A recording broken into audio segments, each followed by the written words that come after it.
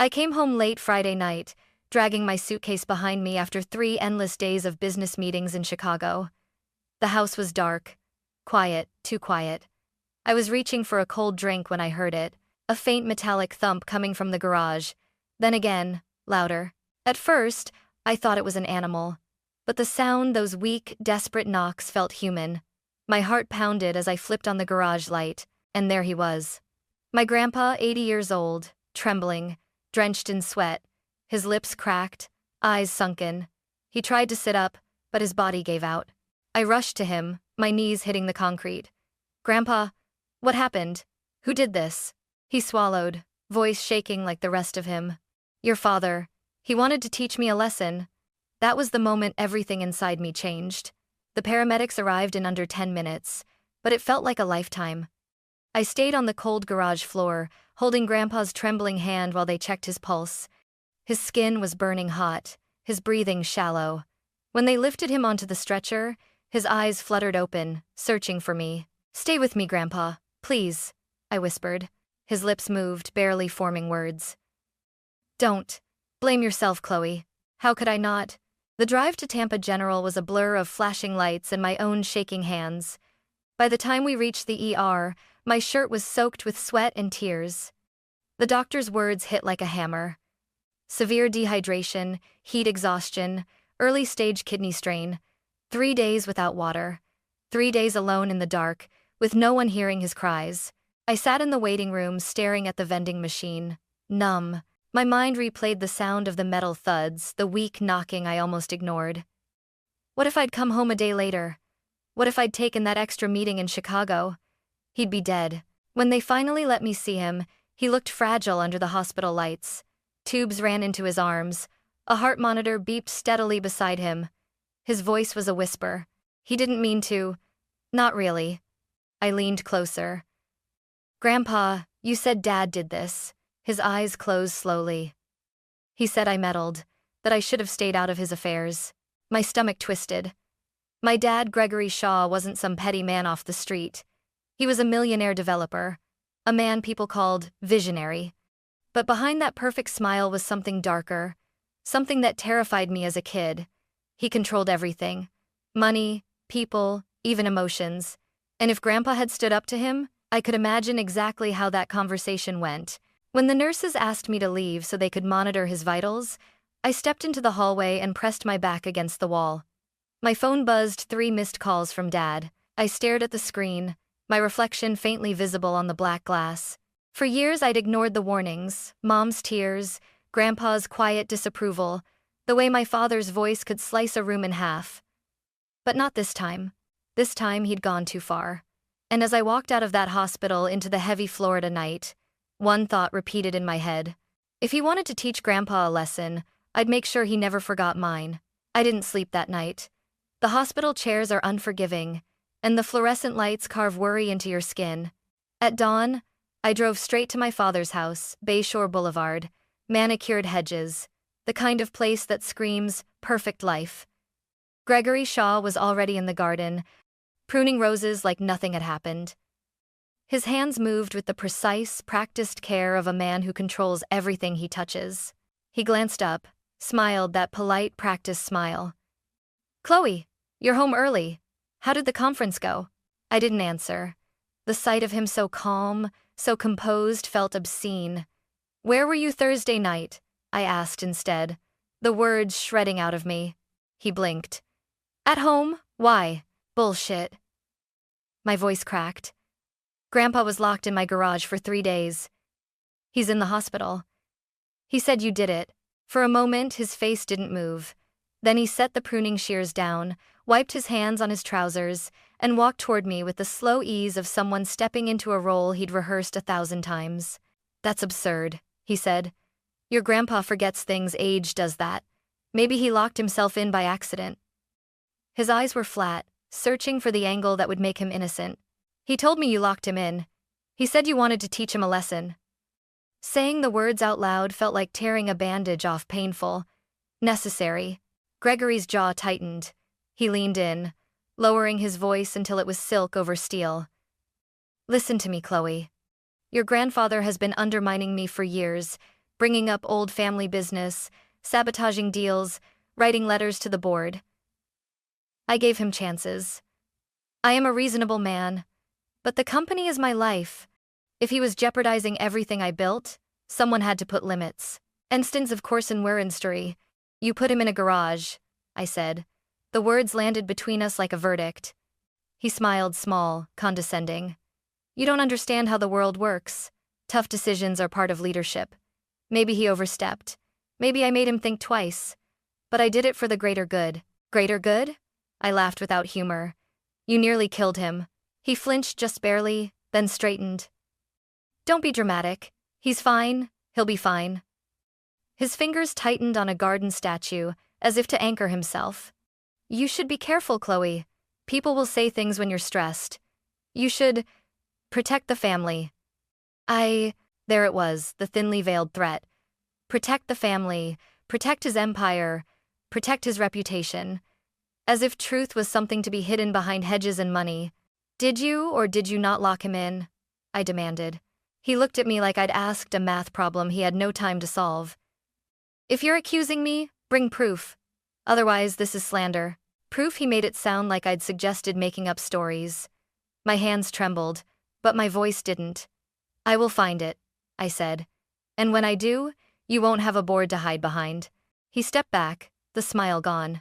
For the first time in my life, I saw something raw and human in his eyes. Fear. Not of me, but of exposure.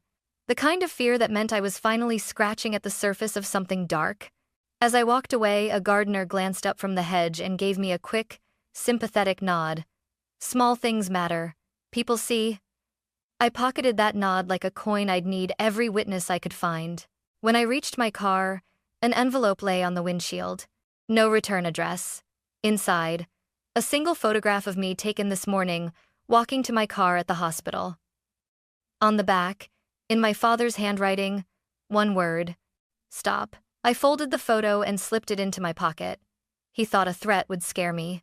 He didn't know I'd already decided to fight. Grandpa Walter had always kept a little room tucked behind the kitchen where he soldered radios and stacked yellowing National Geographics. It smelled like lemon oil and old paper, the kind of comforting scent that stitched me back to childhood.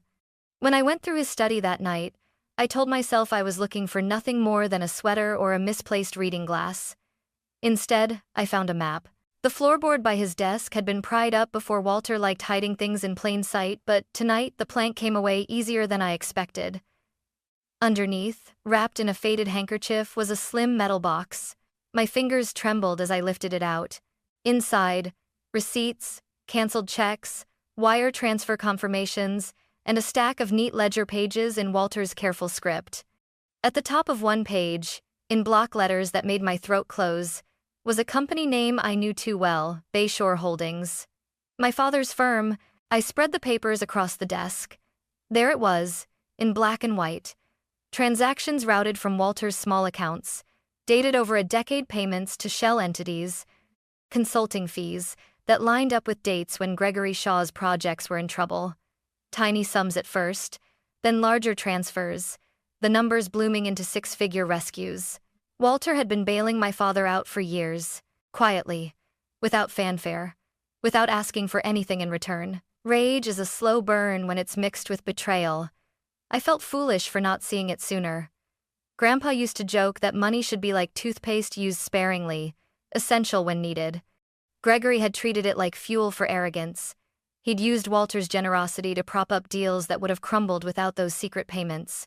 And when Walter finally threatened to expose the paper trail, perhaps to the board, perhaps to me, Gregory had chosen silence by force. I found a small leather-bound notebook too, the edges soft from handling. Walter's handwriting spidery, affectionate, filled its pages. Reminders, recipes, and then a list of dates with terse notes. Wire to Bayshore, $25,000. AUG, 2016. Emergency transfer, $150,000. MAR, 2018. Beneath one entry, a line scrawled like a whisper. He promised it was final. My hands went numb. Everything slotted into place. The thinness of Gregory's smiles, the way he'd never let Walter sit on the company board, the hushed phone calls. This wasn't just family tension. This was leverage. This was the kind of leverage men used to make other men disappear from conversation. I grabbed a USB from my bag and started scanning, photocopying, saving. The lamp hummed steady above me, as if keeping time. Each file I copied felt like a small theft and a large salvation. I made duplicates, hid one in my purse, and slipped the originals back under the board as if nothing had happened. Walter didn't need to know I'd taken them. He was too proud to want help he'd never asked for, and yet I knew I had to act. That night, Walter slept with his hand tucked over his chest, a frail, contented hold. I sat at his bedside after visiting hours and watched the rise and fall of his breathing.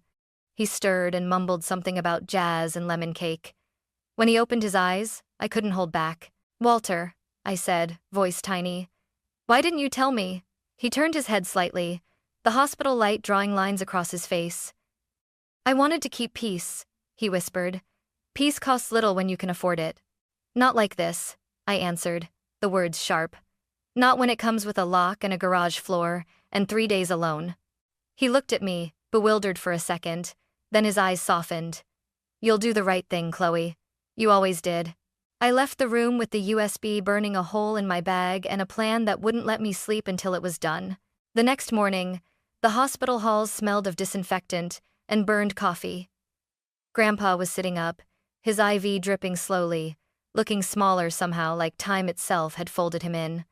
When he saw me, his face broke into that soft, tired smile that used to make everything better when I was little. "Hey, kiddo," he whispered, voice dry but steady. "You look like you haven't slept." "I found your notes," I said quietly, pulling up a chair. "The ones about Bayshore Holdings, the transfers, the loans, all of it." His eyes flickered, just once, like the briefest flash of lightning. "You shouldn't have gone through my things, Chloe." "Why didn't you tell me?" I leaned closer. "He used you.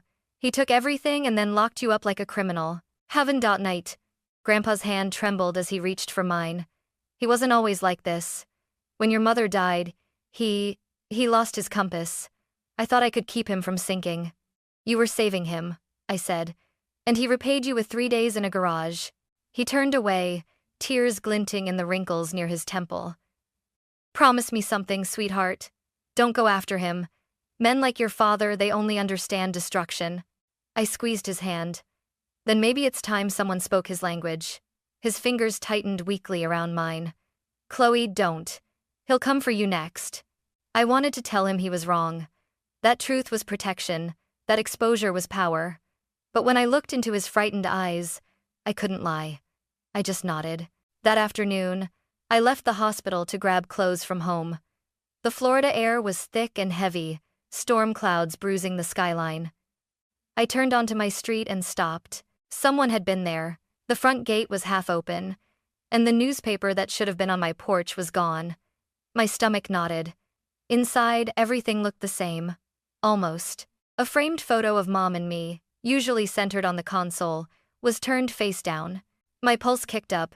I checked every room, every window. Nothing missing, no sign of forced entry. But on the kitchen counter sat an envelope, no address, no stamp. I ripped it open. Inside was a single photograph. It was me standing outside the hospital that morning, coffee in hand, looking over my shoulder. Someone had been watching. On the back, in my father's unmistakable, immaculate handwriting, was one word: stop. My breath hitched. The air around me seemed to thicken, my pulse drumming in my ears. I stared at that word until the letters blurred. For a moment I almost felt fear. Almost. Then I smiled. A small, cold, dangerous smile. He thought a warning would keep me quiet. He still didn't understand. The moment he locked Grandpa in that garage, he taught me exactly how far I was willing to go. I didn't call the police that night. I didn't even tell Grandpa about the photo. If my father wanted me afraid, he'd miscalculated. Fear sharpens me. It always has. Instead, I drove to the downtown precinct the next morning and asked for Detective Morales, the same woman who'd later appear in more headlines than she ever wanted. She looked up from her desk, expression guarded but curious. "Miss Shaw?" she asked. "What can I do for you?" I slid the USB drive across the table. "I have evidence of financial fraud, elder abuse, and a potential attempted murder. The perpetrator is my father." Her brow lifted just slightly. That's a heavy accusation. Do you have proof? I told her everything, how I found Grandpa in the garage, what he'd said, the ledgers, the photo, the warning. Morales didn't interrupt once. She just took notes, her pen scratching like a metronome. When I finished, she exhaled slowly. You understand? She said carefully. This could destroy your father's business and reputation. I'm counting on it. She nodded. Then I'll open a preliminary investigation. But you need to be careful. Powerful men don't fall quietly. I don't intend to fall with him.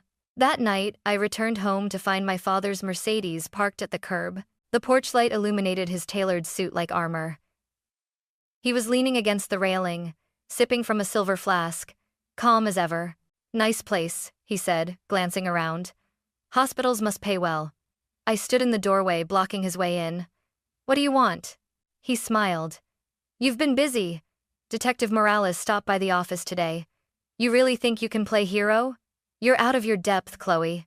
I found your ledgers, Dad. The fake accounts, the stolen money. You made Grandpa pay for your mistakes. His jaw tightened. You don't know what you're talking about. I know you left an old man to die in a locked garage because he threatened your image. He stepped forward, shadows cutting across his face. You think you're saving him? He's been poisoning this family for years. He stole from me first.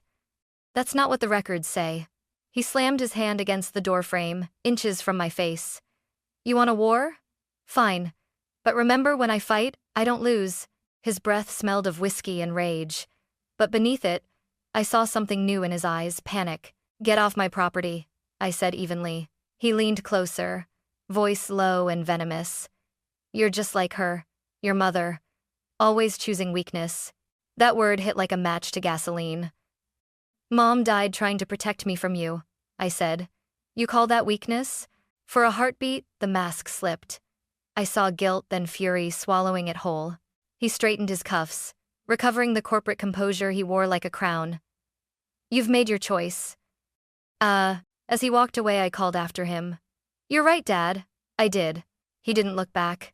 The taillights disappeared into the night, but I could still feel the heat of his threat in the air. When I went inside, I opened my laptop, copied the files onto an encrypted drive, and scheduled an anonymous drop to 3 journalists, business crime specialists, with reputations for exposing corruption.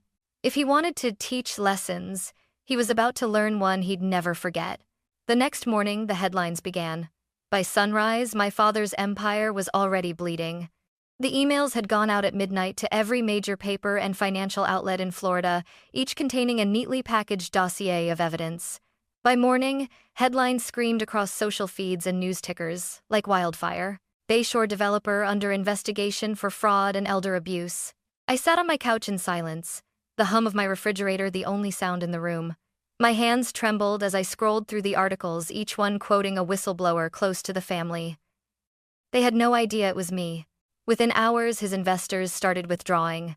His partners released statements of deep concern. His publicist went dark. I almost felt sorry for him, almost. Around noon, my phone buzzed. Unknown number. I knew that voice immediately. You think you're clever, Chloe? It was smooth, almost amused. He hadn't called me in years, always preferred summoning me to his office like an employee. Dad, don't dad me. Do you have any idea what you've done? You've ruined my name, your name, everything I've built. You built it on lies, I said quietly. On Grandpa's money, on his silence. He laughed, a sharp, hollow sound. You don't understand power. You think a few journalists can destroy me? I've survived worse. You won't survive the truth. Truth? His tone turned venomous. You want truth? Fine. That old man stole from me first. He tried to take the company. He turned you against me, just like your mother did. You tried to kill him, Dad. Enough. The voice snapped like a whip. If you want to fix this, meet me at the Bayshore office tonight, 8 o'clock. No police, no games. We talk like family, or I'll bury you in lawsuits before sunrise. Then he hung up. For a moment, I just sat there, heart pounding, hands cold. I could almost hear Grandpa's weak voice in my head. Men like your father, they only understand destruction. I picked up the phone and called Detective Morales. He's called me. He wants to meet tonight. Don't go alone, she said immediately. We'll have units nearby. Let him think you came unarmed. When I arrived, the sky was bruised with the last streaks of sunset.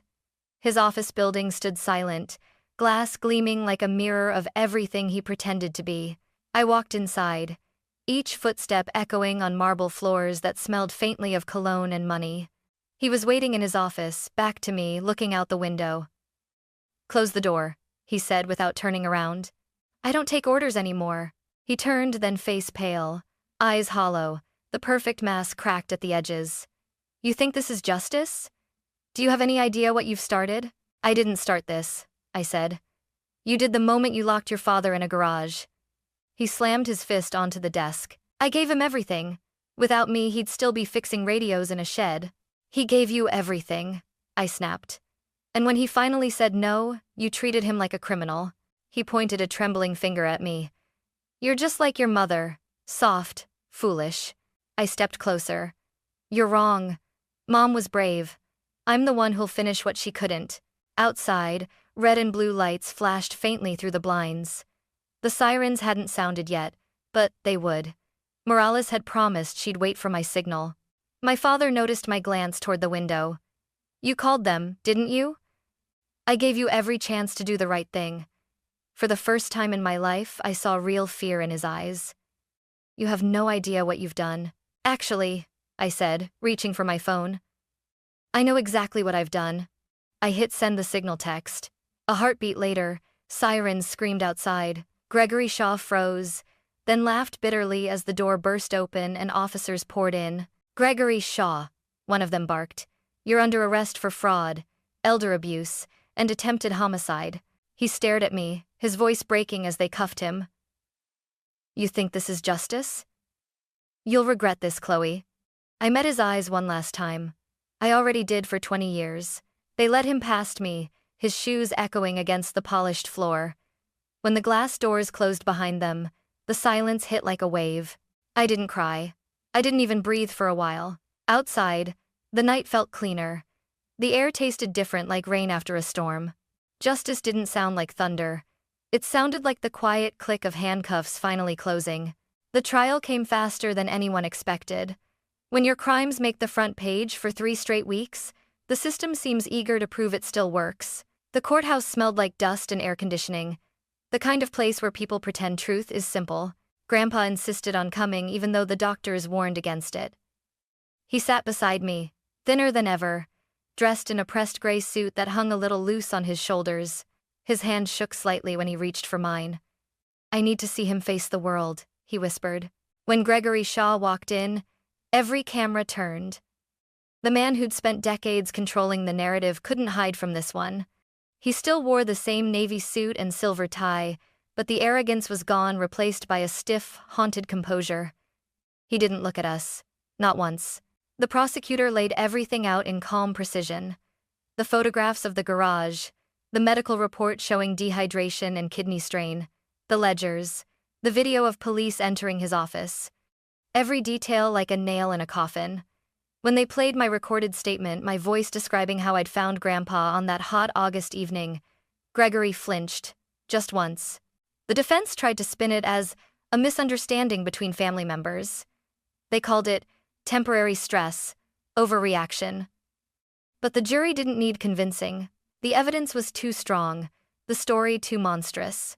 When the verdict came, the courtroom was so silent I could hear the air vents hum. Guilty on all counts.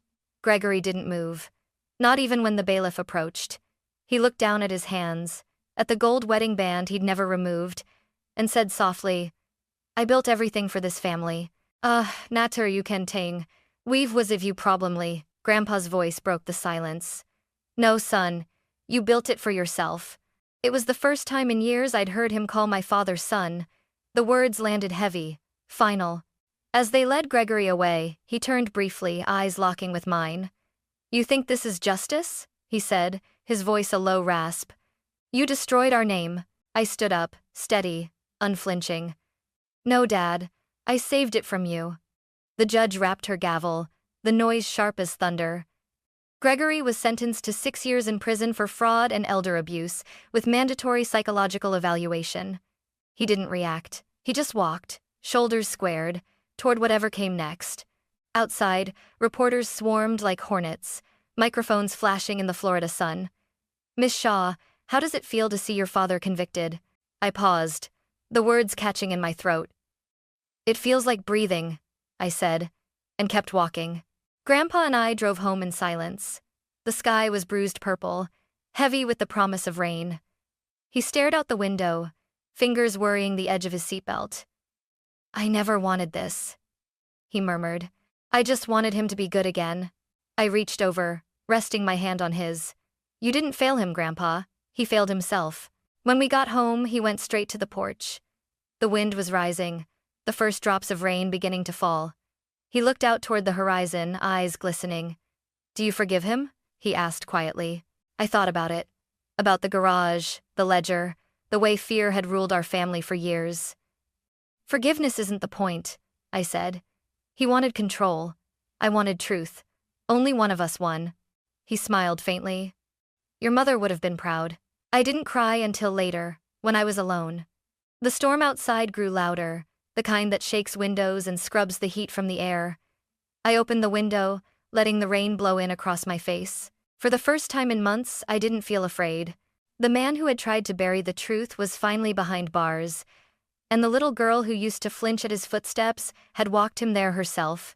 Justice wasn't vengeance, it was peace. And peace, I was learning, could be louder than thunder. 6 months after the trial, life felt strangely quiet. The kind of quiet that used to scare me now felt like a reward. I'd stopped checking the news every morning. The headlines about my father faded, replaced by newer scandals and fresher tragedies. His company was dismantled, assets sold to cover restitution. I didn't attend the hearings. I'd already heard everything I needed to. Grandpa Walter was healing. Slowly, stubbornly. He refused to move into assisted living, insisting the porch light in my house was bright enough to keep the dark away. Every morning, he'd shuffle out with his coffee and hum old Sinatra tunes while the sun climbed over the palms. Sometimes, when I joined him, he'd hand me a cup and say, "You did what had to be done, kiddo. That's never easy." The house no longer smelled of fear. It smelled like coffee and lemon polish, and sometimes, hope. Still, there were nights when I'd wake up gasping from dreams of the garage, the clanging metal, the echo of Grandpa's voice. But instead of panic, I'd feel something different. Gratitude, maybe. Because that sound had woken me up long before I'd opened that door. One afternoon, as I sorted through old boxes, I found a letter tucked inside Grandpa's ledger book. It was addressed to me in his handwriting. My hands trembled as I opened it. "Chloe, if you're reading this, it means the truth finally came out. I'm proud of you, but I worry for the cost. Promise me you'll remember, justice is not revenge. It's the choice to stop the hurt, even when it hurts you to do it. Walter." I sat there for a long time, the letter trembling between my fingers. The words hit deeper than I expected. I realized then that all this time, I hadn't been chasing revenge. I'd been chasing freedom. Freedom from the fear that had ruled our home. From the voice that told me to stay quiet. From the man who mistook control for love. A week later, I visited the prison for the first and last time. I didn't go inside. I just stood beyond the fence. The building loomed gray and humming with distance.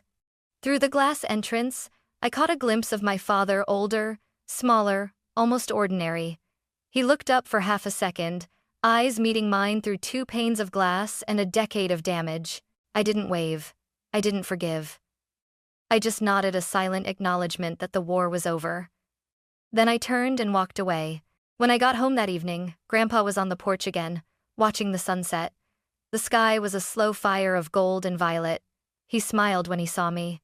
"You look lighter," he said. "I think I am," I answered. For the first time in a long time. He patted the seat beside him. "Then sit down and let's listen to the quiet. You've earned it." I sat, leaning against his shoulder. For a while, neither of us spoke. The cicadas buzzed, the air softened, and the world felt steady again. Later that night, I opened my laptop and began typing. The words came easy this time. He locked my grandfather in darkness for 3 days. I spent the rest of my life making sure he never saw daylight again. I saved the document and closed the computer. Outside, the night was still. No sirens, no threats, just peace. For the first time, silence didn't mean fear. It meant victory.